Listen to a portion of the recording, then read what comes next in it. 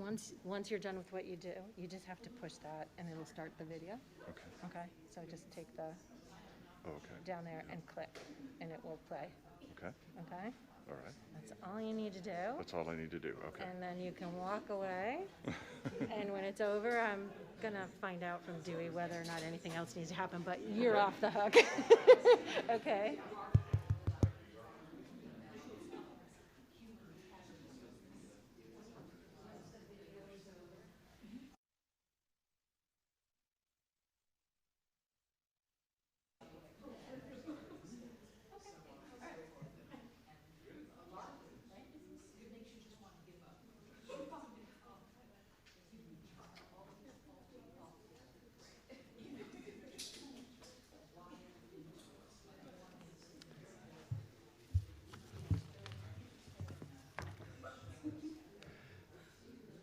Well, good evening, everyone. Good evening, and welcome to the 2021 awarding of the George W. Hunt S.J. Prize for Excellence in Journalism, Arts, and Letters. I'm Father Ryan Lerner, and I serve as the chaplain of St. Thomas More, the Catholic Chapel and Center at Yale University. It is good to be with you all. Since 2015, St. Thomas More and America have partnered in recognizing and celebrating the work of a new generation of writers. Past award recipients of the Hunt Prize include poets, journalists, novelists, and cultural and historical critics, and their work continues to enrich our society and culture today. I became the 8th Catholic chaplain at Yale University in March of 2019 after the long and distinguished tenure of my predecessor, Father Robert L. Malone, who died on September 23, 2018, after a courageous battle with brain cancer. We all think of Father Bob today on his 3rd anniversary of entering into eternal life, and we know that he is here with us tonight. Father Bob, to all who knew him, was a driving and dynamic force of St. Thomas More and believed strongly in the spirit and objectives of the Hunt Prize. Father Bob recognized the value in fostering future generations of Catholic thought and public intellectualism. I am glad that STM and I can continue this fostering with our colleagues at America. It is our joy to celebrate excellence and encourage the very best young writers in the Catholic tradition. We look forward to continuing the legacy and ideals espoused by Father Bob and Father Hunt. It is fitting that today we celebrate yet another talented young writer's commitment to excellence. And after last year's Hunt Prize lecture, which was recorded in front of an audience of 5, we are pleased to be here on the Yale campus in the presence of a small group of 20 socially distant students. It is now my pleasure to welcome Father Matt Malone to introduce the 2021 laureate of the George W. Hunt S.J. Prize for Excellence in Journalism, Arts, and Letters.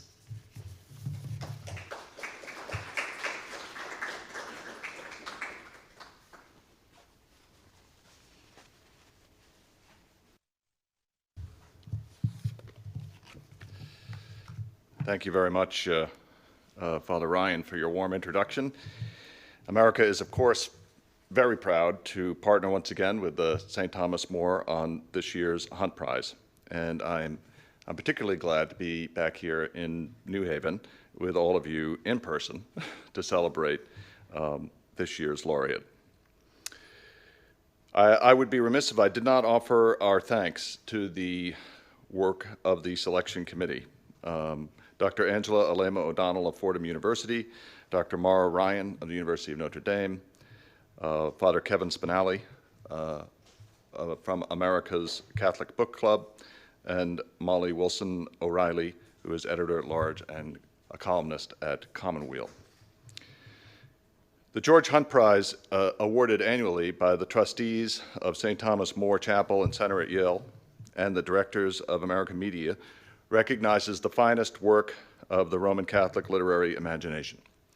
The recipient's work demonstrates those literary qualities that Father Hunt, the longest-serving editor-in-chief of America Magazine, valued the most: rigor, order, discipline of thought, as well as honesty, sympathy, and optimism.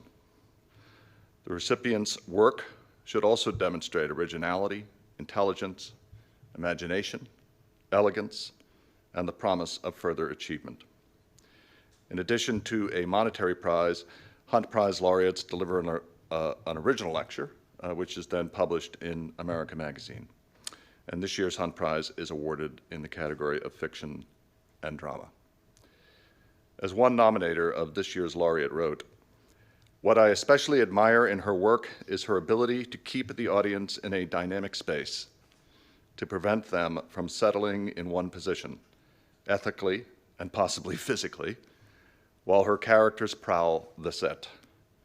In a time when so many Americans come to art or the front page of the paper convinced that their opinions are immutable, she makes art that allows and occasionally forces them to reopen closed doors and closed minds."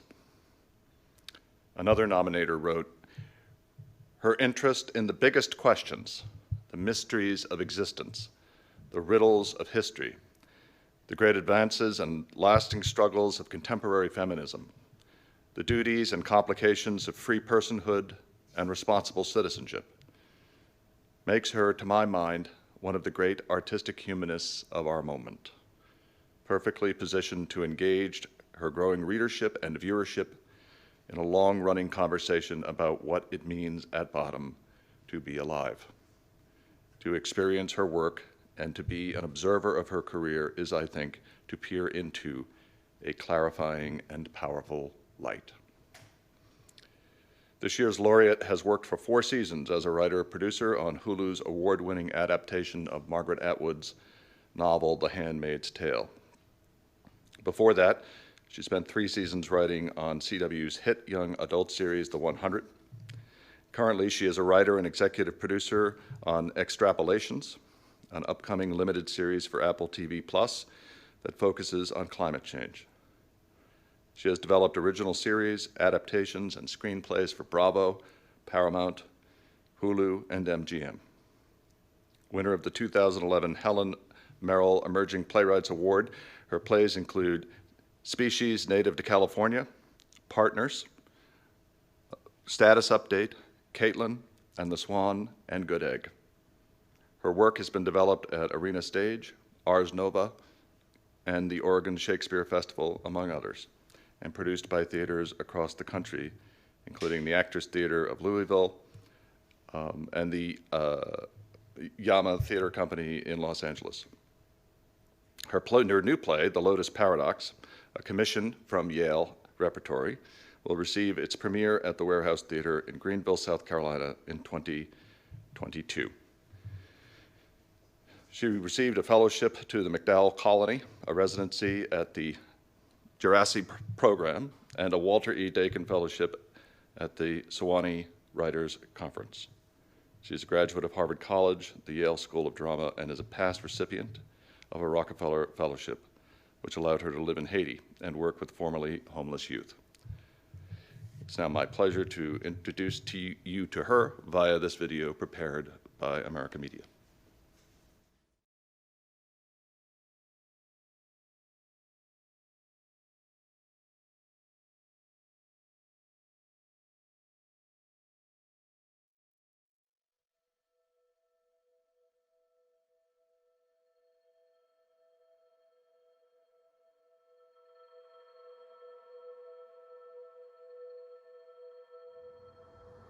I think as people, we have an innate desire for a beginning, middle, and end. I think we turn to storytelling to make sense of our lives, to understand where we are, to understand what we might become or could turn into. I think a well-written story is dangerous at its best. A well-written story should change you in some way. Change something inside you, open some part of you that had been closed, allow you to see something in greater fullness and complexity.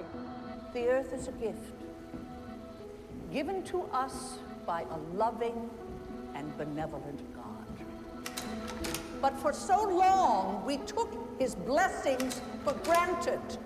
When I create a character, I take my own personality, my likes, my dislikes, my beliefs, my politics, my habits, all the different aspects of myself, and I kind of spread them all out on a table and then sprinkle them into all the characters on stage.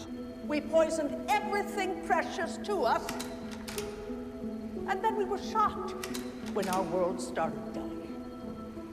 I try to have empathy, or at least understanding, for where my characters are coming from, for what they're afraid of, and especially for characters who are looking for a more traditional way of life or trying to revive ancient ways of being.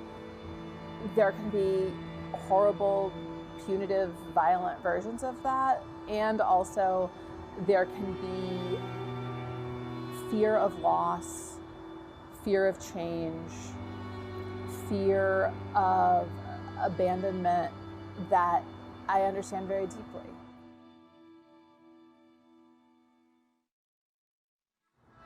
The single biggest narrative, the single biggest story that we're all experiencing right now is climate change, and we are all a part of it. We are a part of it as actors and people who make choices that precipitate its occurrence. We are also a part of it as people who suffer from the consequences. And so the question becomes not, is it happening? Is it real? Is it a hoax? The question becomes, who are we going to be in a climate changing world?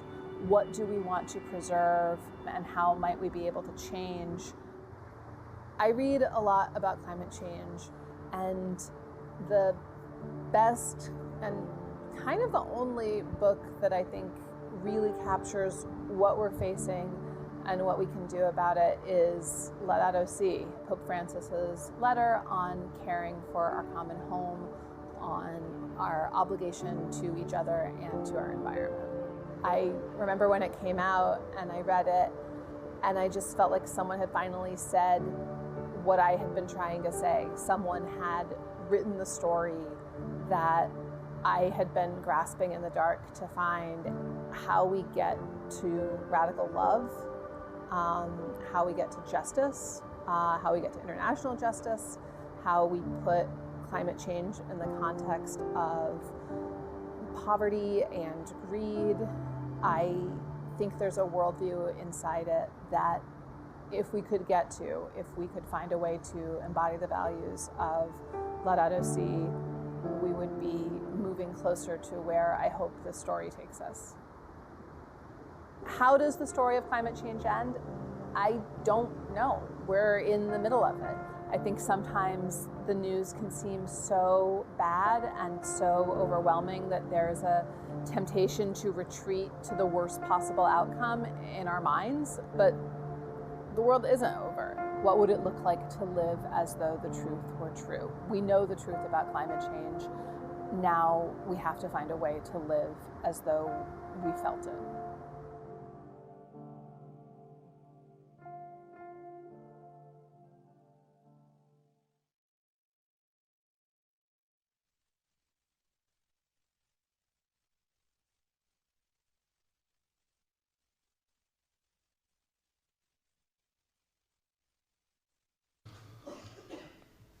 On behalf of the trustees of St. Thomas More Chapel and Center at Yale University and the Board of Directors of America Media, publisher of America Magazine, it is our pleasure to present the 2021 George W. Hunt S.J. Prize for Excellence in Journalism, Arts, and Letters to Dorothy Fortenberry.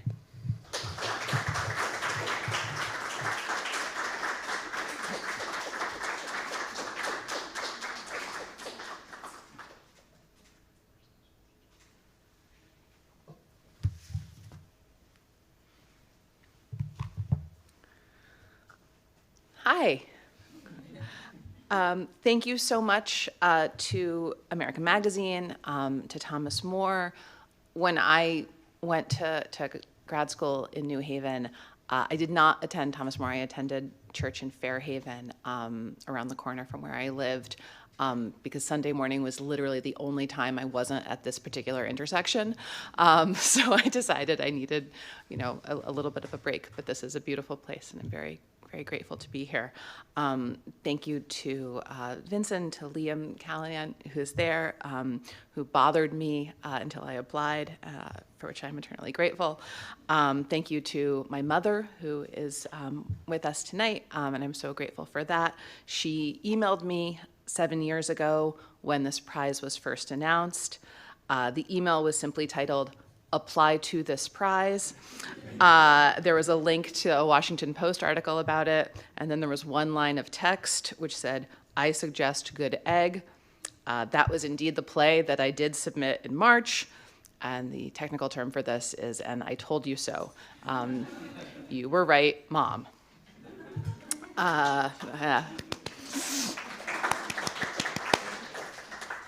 I also want to thank the Jesuits, the specific ones who are involved in this particular award, but also just in general. When I was a child, my goal was to be a Jesuit priest because you got to write and deliver an original monologue once a week, and everyone had to sit still and listen to you.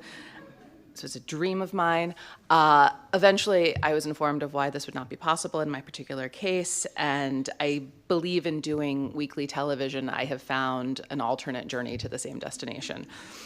I still, though, appreciate the chance to tell people to their faces how I think they should live their lives, which means that the technical term for what I'm doing right now is revenge. All right, and then this is my talk. If you start reading the book Betsy Tacy by Maud Hart Lovelace on the night before your daughter's 5th birthday, and you read one chapter per night, then you will read the chapter where Betsy turns 5, Betsy's birthday party, on the same day that your daughter turns 5. I figured this out with my older daughter, and I did the same with my younger in 2016, and then again in 2020. Betsy Tacy is the first book in a series of 10 books about a fictional town called Deep Valley, Minnesota.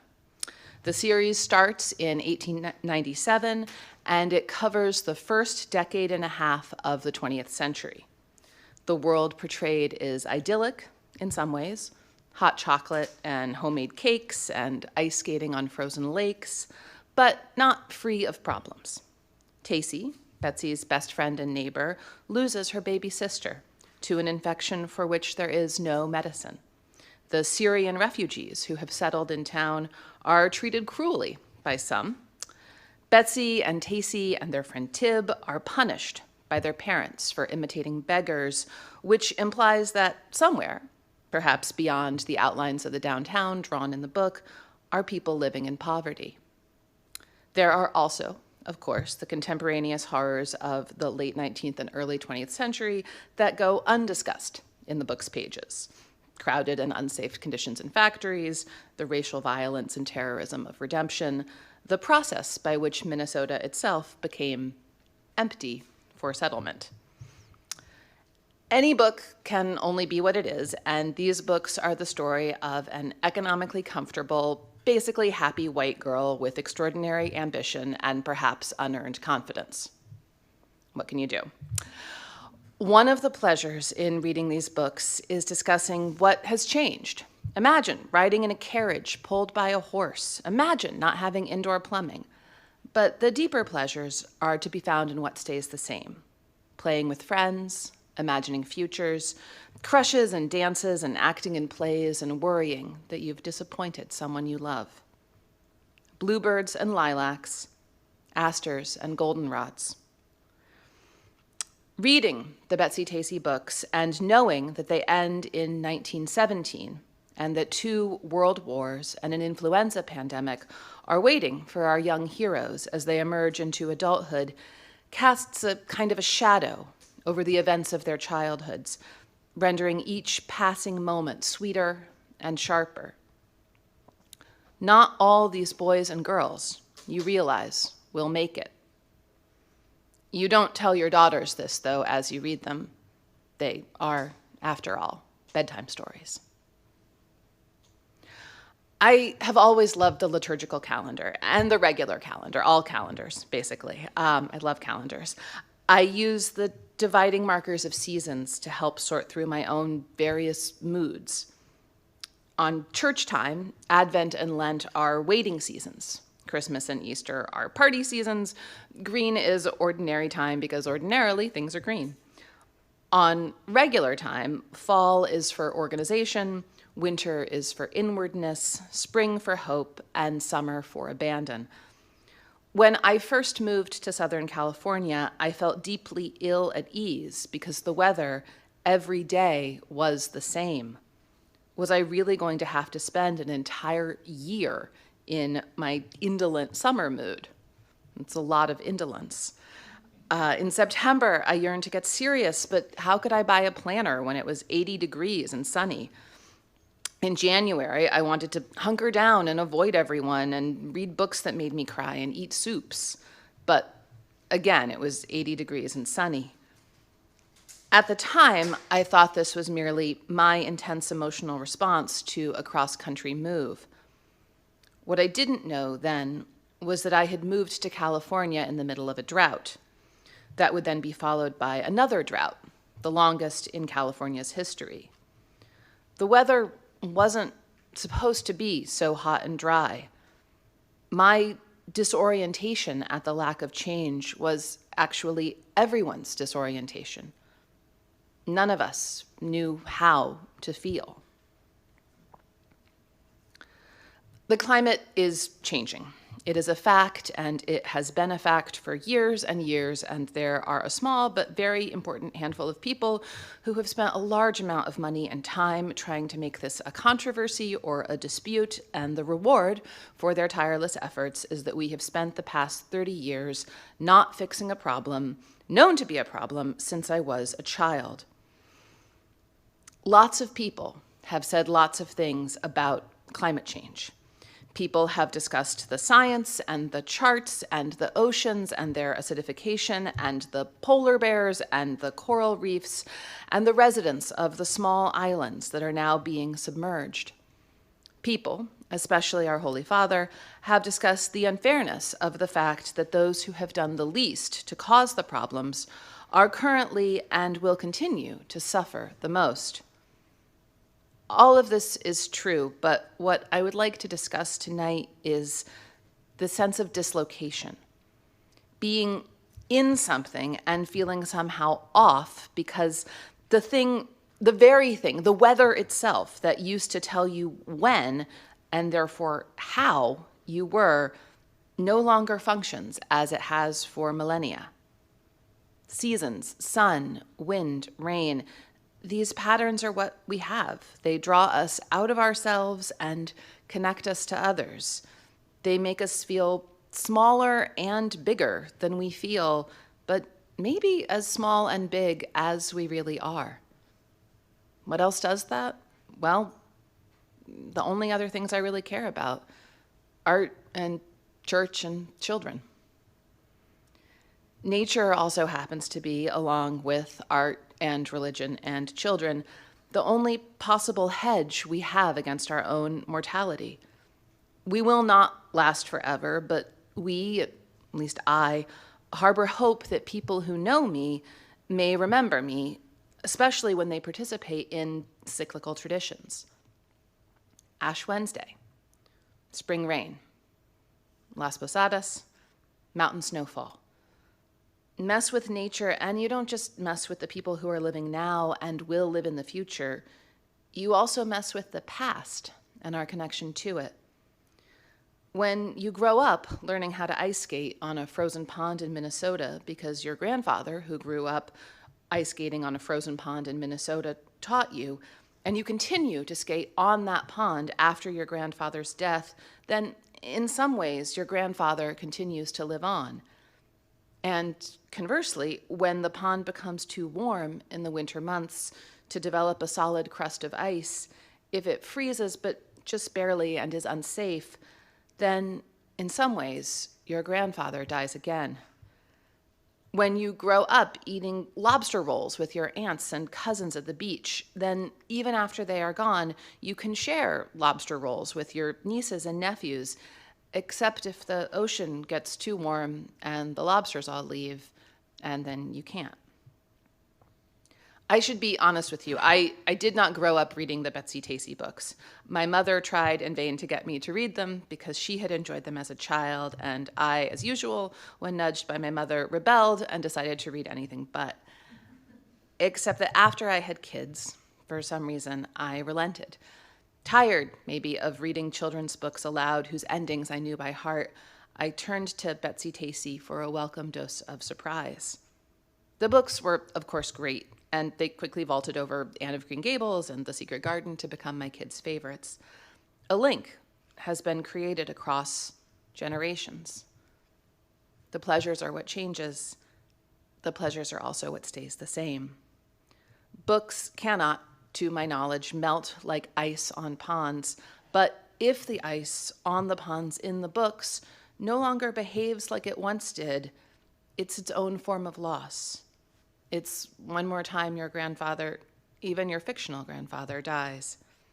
Not my personal grandfathers. None of them grew up anywhere cold enough for ice skating, but someone's grandfather, somewhere. In other better words, to quote from Laudato Si, our insistence that each human being is an image of God should not make us overlook the fact that each creature has its own purpose. None is superfluous. The entire material universe speaks of God's love, his boundless affection for us. Soil, water, mountains, everything is, as it were, a caress of God.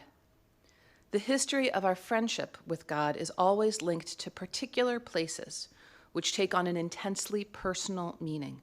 We all remember places, and revisiting those memories does us much good.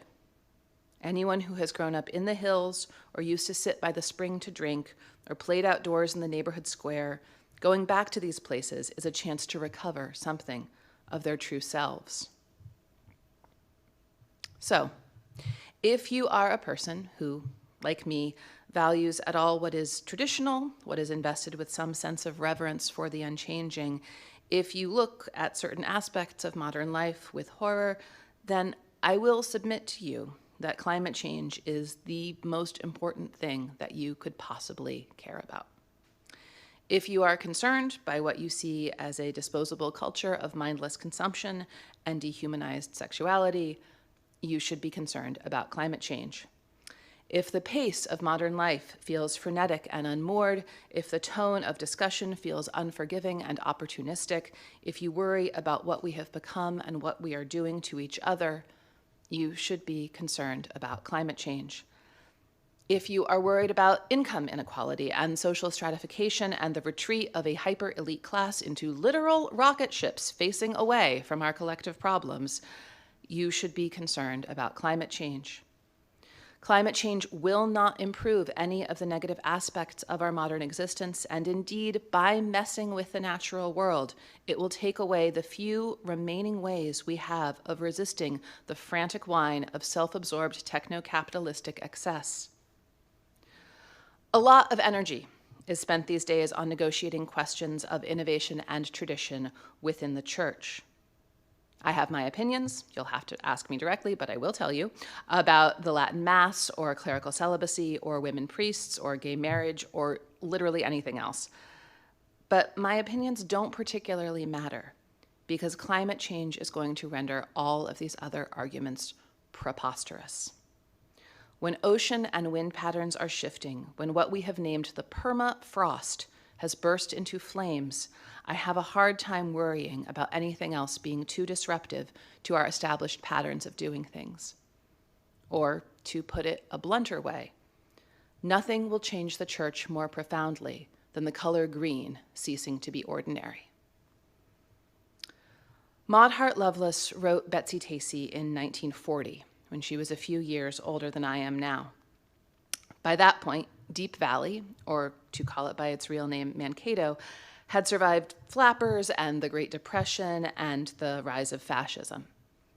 Then the Dust Bowl years hit Minnesota hard.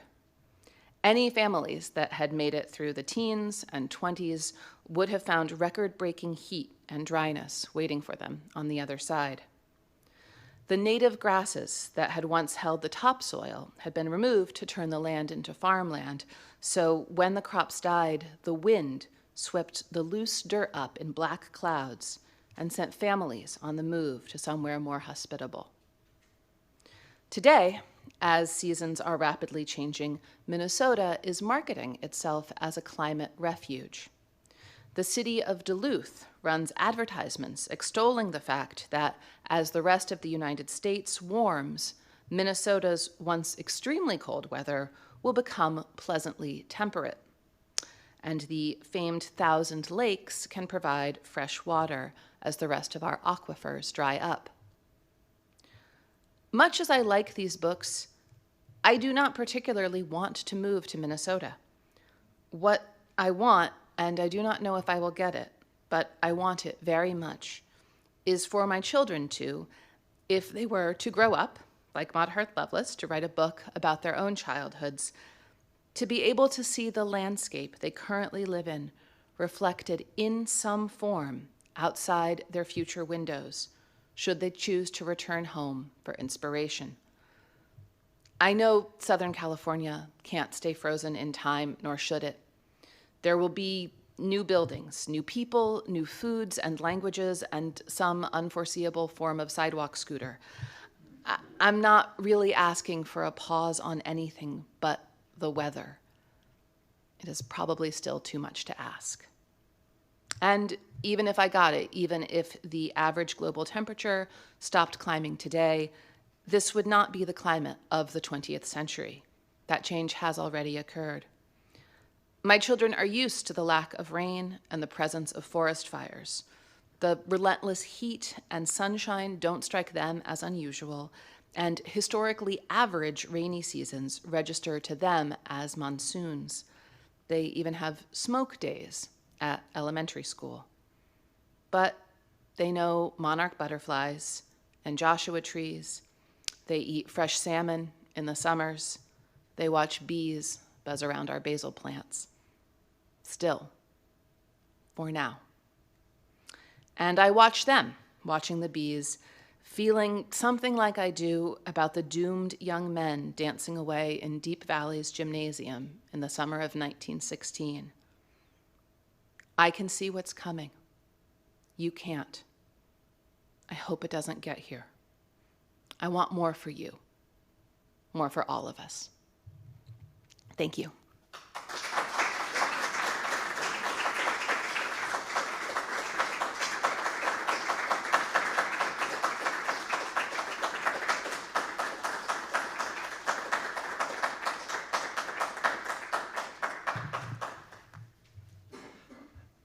Thank you so much, Dorothy, for your compelling remarks tonight. Certainly gave us so much to think about, pray about, and consider that call to action as well. It's so good to have you back on campus. And many thanks to all of you for joining us here this evening, both online and in person tonight at St. Thomas More. I hope you'll join us again this coming Sunday at 6 p.m. for our Reverend Robert L. Boulogne lecture on contemporary theology with Professor Leo Guardato. Thank you. And good night.